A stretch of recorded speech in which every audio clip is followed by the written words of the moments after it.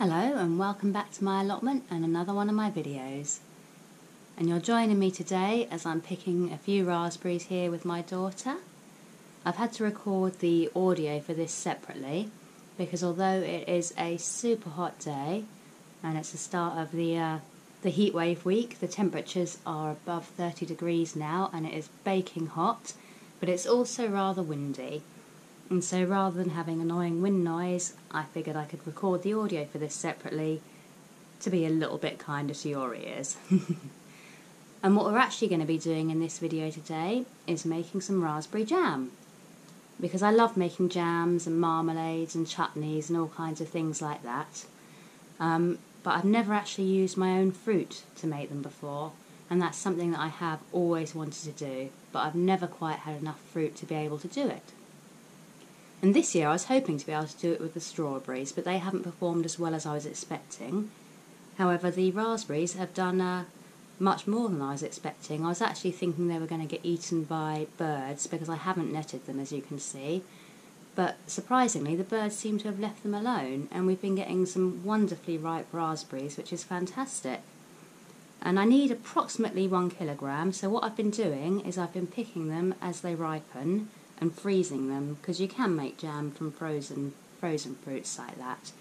So we've been picking them gradually as they ripen, and we're picking our last few today, and then we're going to take you over and show you how we make the jam.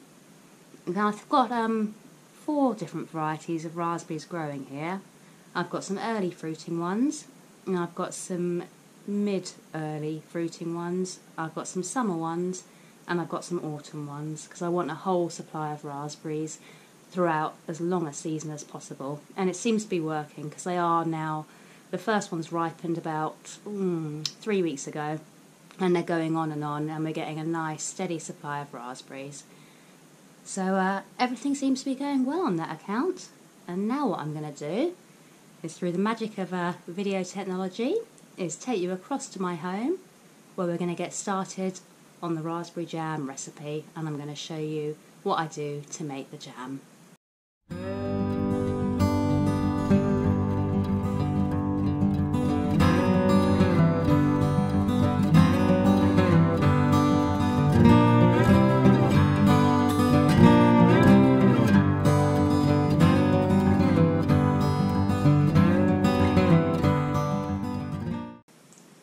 So I'm back at home now, and I've gathered everything together that I need to make the raspberry jam. The first thing is obviously the raspberries. I've got 1090 grams of raspberries here, so 1.09 kilograms. And these have been frozen because obviously picking them fresh off the plant, I wouldn't have had enough that stayed fresh in one go. So I was freezing them as I went, and I've defrosted them overnight in the fridge. And it's absolutely fine to make jam from frozen berries, but there's a couple of things that you need to allow for when using frozen berries. And the first thing is that it's always best to defrost them before you use them. And if any juice or liquid comes out of those berries when you defrost them, keep hold of that and use it in the jam making. Don't discard it, you need to use the juice as well.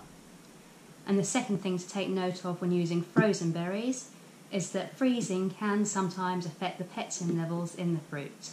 And pectin is what causes your jam to set.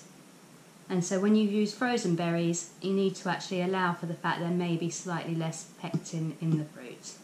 And I'll tell you how I'm making up for that in a moment. But that is the raspberries there. They're all from the allotment, so I'm really happy with that because last year we got nowhere near enough to actually make jam. And this year I have, so that's great. The other things you're going to need to make the jam are a lemon, because you add the lemon juice to the raspberries. And lemons are really high in pectin, which is why it is good to use lemon juice in your jam. Again, it's something else that will help the jam to set. Raspberries themselves do actually have a fairly high pectin quantity, especially for a soft fruit. Things like strawberries, cherries, other soft fruit don't have high pectin quantities, but raspberries do have fairly high. So raspberry jam is actually a really easy jam to start off with if you are new to jam making. Something like strawberry jam, it's harder to get it to set because of the pectin levels. but raspberries are fairly good for that. Other fruits that are good with high pectin levels are citrus fruits, so oranges and lemons. Apples are great, they've got a high pectin level as well. Yeah. And now onto the sugar. And what you tend to find is that you need roughly the same quantities of sugar to fruit. As I said, I've got 1,090 grams of fruit. I've actually got 1 kilogram of sugar. And the reason I'm using slightly more raspberries than sugar is purely because I say they've been frozen, so I'm trying to add just a small extra number in just to make up for the fact they may have lost a little bit of pectin during the freezing process. And then, yeah, so 1 kilogram of sugar. And the sugar that I've got in here is a mixture of jam sugar, which is this one here, and just regular granulated sugar. And normally when making raspberry jam, I would just use the granulated sugar. They've got a high enough level of pectin that you can get away with purely using granulated sugar. Jam sugar actually has pectin added into it. And it's good for things like strawberry jam or cherry jam, things like that, because they won't set unless they have got something with pectin put in.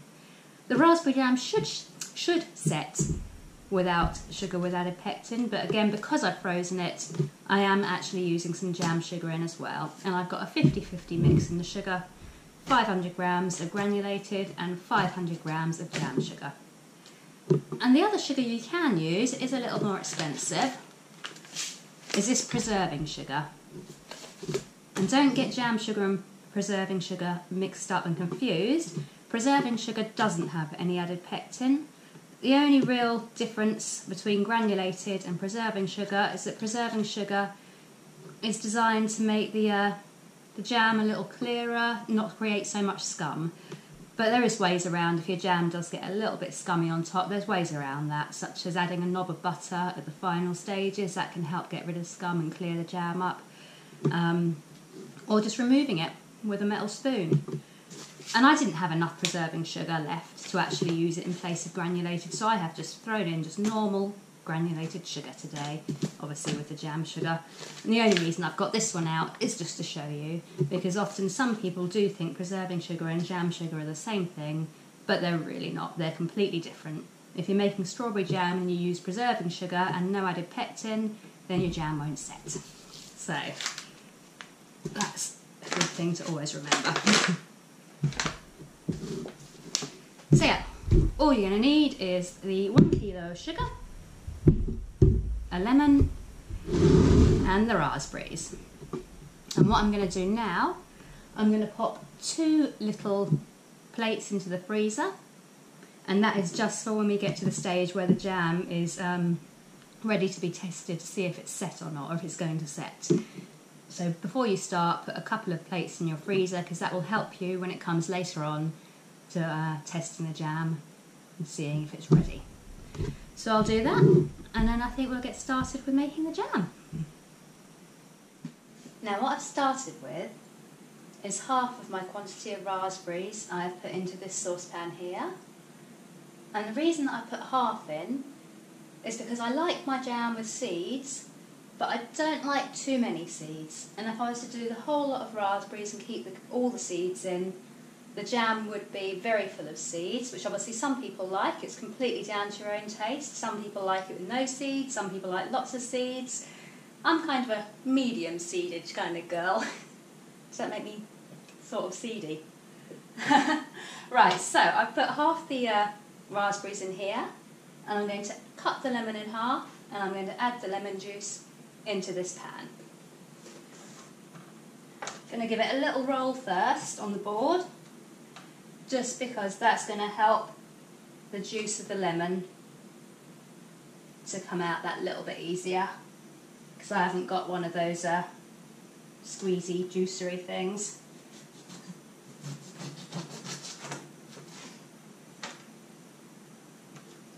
And just to make sure that I don't get any pips in there, I'm just going to squeeze it over the sieve.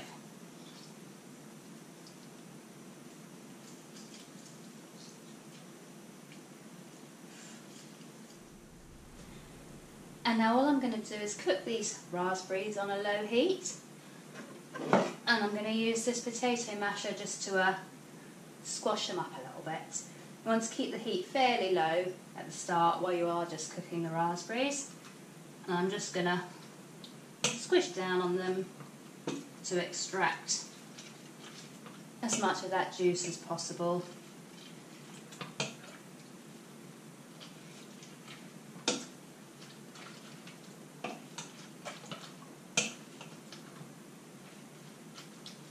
And as I said, you don't need to do this step if you do want all the seeds in your jam. You would just add all the raspberries in at one go and then start with the cooking of them.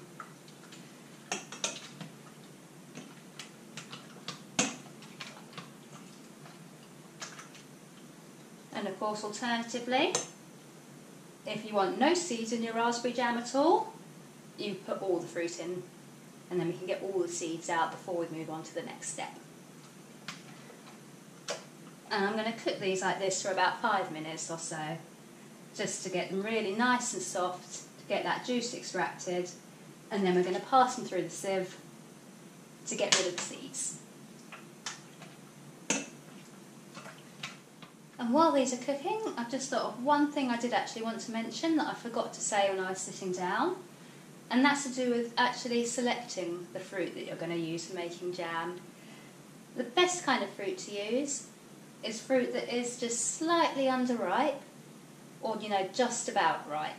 You don't want to use fruit that's too overripe, because although fruit that's overripe may well give a more sweeter or more intense flavour, the fruit that is only just ripe, barely ripe, is going to have higher pectin levels in. So again, it all comes back to the setting and the pectin. But yeah, fruit that is slightly underripe or just ripe is going to have higher pectin levels, so you are going to get a better set with slightly underripe fruit. I've actually got a mixture of underripe and ripe fruit. I'd love to say I did that on purpose, but being honest, it's pretty much just how the raspberries were when I got to the raspberry bushes and I was picking them. But we have got a mix of slightly underripe and very ripe fruit. So I'm hoping with the added pectin as well that we should achieve a fairly good set. And these are coming on now. As you can see, the pan isn't warm yet because I'm sitting here doing this. But I can see that the liquid is starting to get warm because I'm starting to get a few tiny little bubbles. So we'll give it a couple more minutes and then we'll sieve this and get the pips out and move on to step 2. So these raspberries are good to be sieved now. Let's see if I can give you a little close-up. That's what they're looking like now. And so what I'm going to do, and I've got to be careful with this bit because my sieve is slightly broken there and has a habit of falling down. But we're just going to pass them through the sieve carefully. And then using a wooden spoon, just going to get all that juice through and all the pulp, but leave the seeds behind.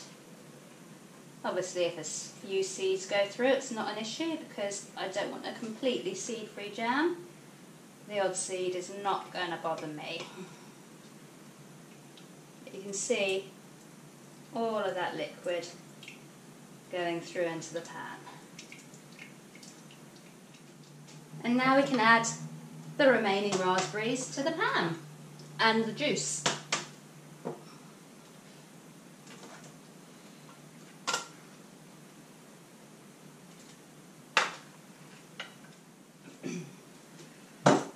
Now I'm going to pop it back on the heat and I'm going to gently cook this fruit for about another 5 minutes or so, just to let the raspberries that I've just put in break down a little bit and release their juice. You don't want to add the sugar until the raspberries or whatever fruit you're using has had a little bit of cooking time and a chance to release the juice and break down a little, because otherwise, it comes back to the pectin again, you're going to impact the effectiveness of the pectin. If I was to add the raspberries and sugar in one go together, it wouldn't set very well. Putting the sugar in at the same time as the fruit is a big no-no because it will impact the fruit and the jam from setting. So always stew the fruit, or cook the fruit for 5 minutes or so until it's broken down and all the juices are being released, and then that's when we add the sugar.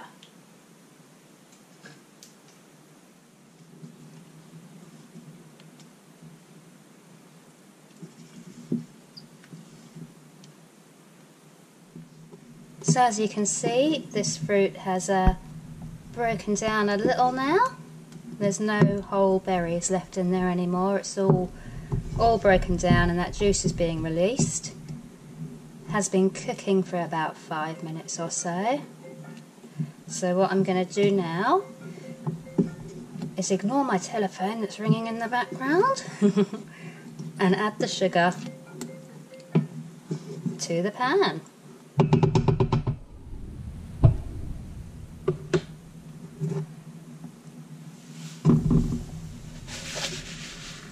And that is the 50-50 mix of the jam sugar and the granulated sugar.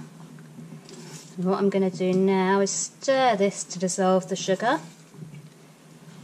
And it's very important after adding the sugar that you don't allow the jam to boil until all the sugar has dissolved.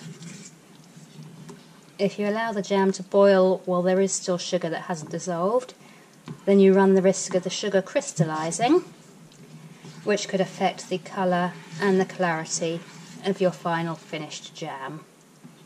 So make sure that you dissolve the sugar fully on a low temperature before boiling. And one nice easy way of telling whether your sugar has dissolved is if you're using a spatula like mine or a wooden spoon. Just run it along the base of the pan or around the sides, and what you're feeling for is that gritty texture that you get with sugar that hasn't been dissolved. You should be able to feel by running your spoon along the base as to whether there's any sugar left undissolved. And I can feel with mine that my sugar hasn't dissolved yet.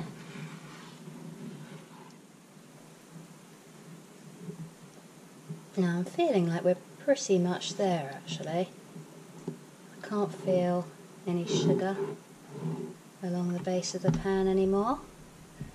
Around the edges it's definitely all dissolved. I'll just give it another minute or so just to make absolutely sure. And then we'll move on to the next stage, which is going to be bringing the jam to a nice rolling boil and heating it to setting point. The setting point for jam is 105 centigrade, which I think is about 220 Fahrenheit. And we need to be pretty exact with that, because if we heat it too hot, it'll set too firm, and if we don't heat it enough, it won't set at all. So you can use a jam thermometer for that, or you can use a digital thermometer, which is what I'm going to be using today. Or if you haven't got either of them, I'm going to show you another way to see if your jam's ready.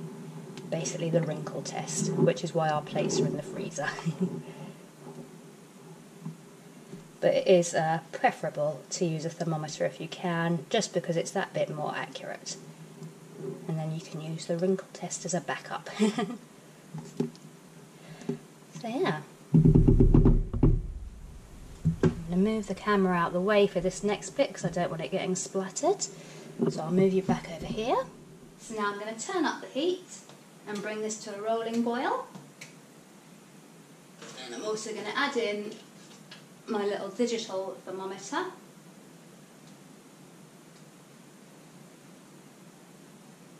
Just so I can keep a close eye on the temperature of the jam. If you haven't got a thermometer, it's a good idea to bring it to a rolling boil and keep it at a rolling boil for about 5 minutes or so before you start testing your jam to see if it's ready. because sort of 5 minutes onwards is the sort of time that it could potentially be ready from.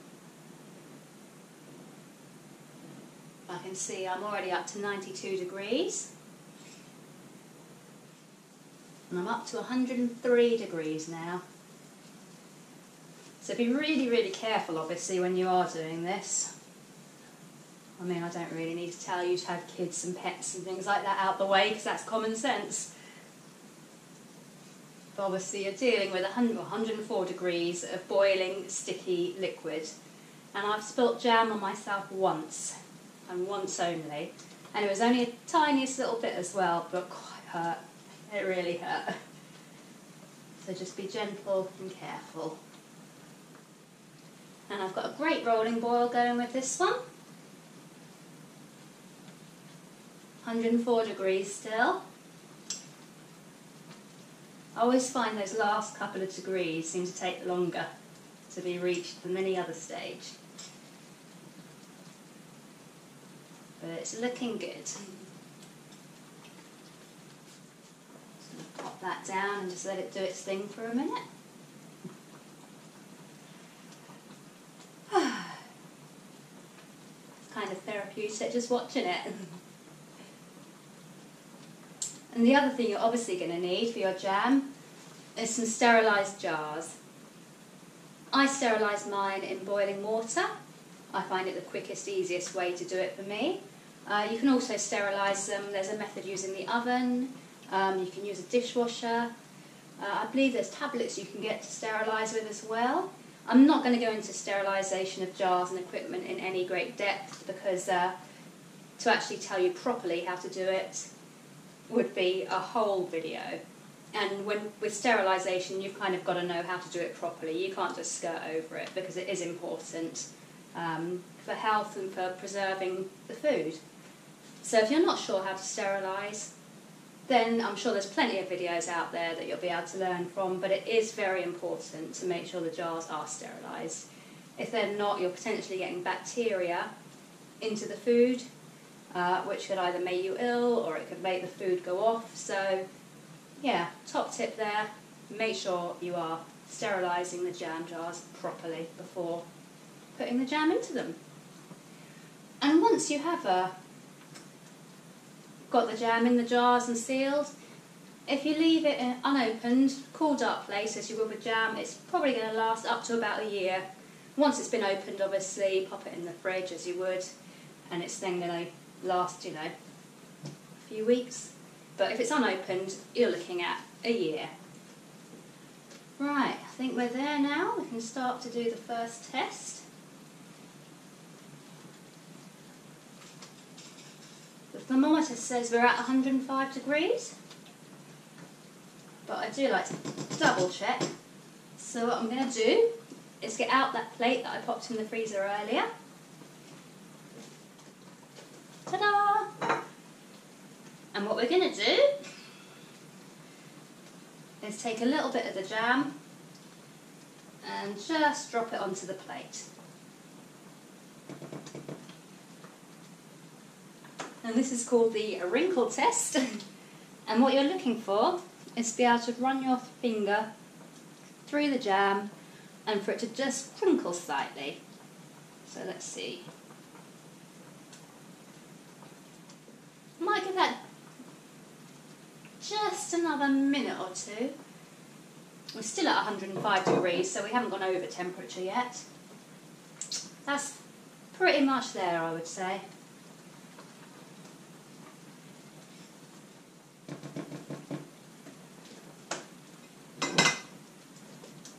So, jam on the plate, finger through the jam. Yeah. I would say, do that one again. As you can see, as I go through it, it is wrinkling away a little. So that is all good. So I'm going to just turn the heat off now. Remove the thermometer. And now I'm going to get my sterilised jars and my funnel, which is there.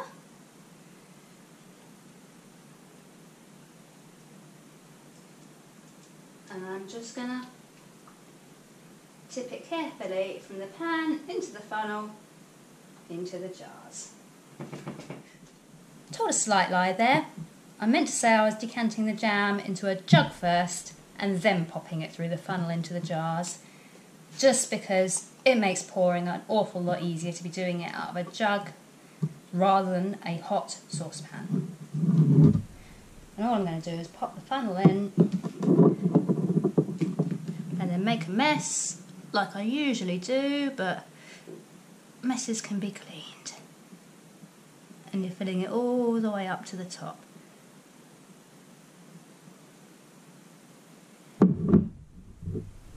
Actually, I'm going to go into this jar next.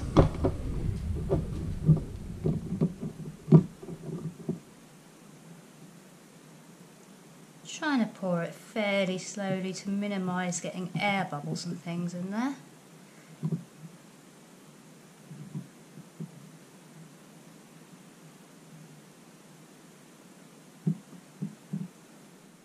And now I am taking a little wax seal and just placing it over the top of the jam. Fiddly little things.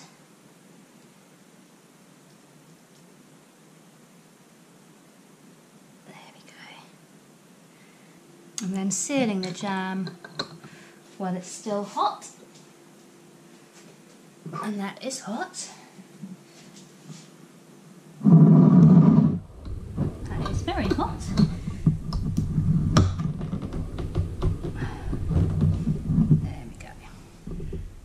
There we go. 3 jars of raspberry jam and a little tester pot for my toast later on, and one big mess. But I am happy with that. I've just got to hope that it sets now. I'll pop it in. No, I won't pop it in the fridge straight away because these jars are still really hot, and obviously you don't want hot things going into the fridge. So I shall leave it on the side to chill a bit. And then when it has cooled down, I'll pop it in the fridge. Hopefully it'll set. And then I can be eating raspberry jam on toast for my tea. So it's been about 4 hours now. The jam has been setting. And we have now achieved set jam, which is what we were aiming for. And of course, I've got a little tea cake here to do the test with. Just pop some of this jam on here. If I'm being critical, I'd say it's perhaps set just slightly too solid, but only marginally. I probably could have got away with just using granulated sugar and not using the jam sugar as well, but it's spreading nicely. And as you can see, it has got a nice set to it.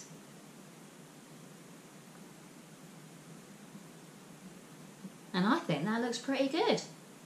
And all that's left to do now is give it the old taste test.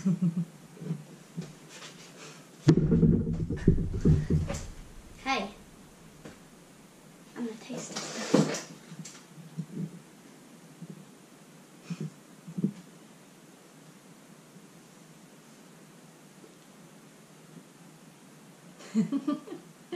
I think that gets a thumbs up.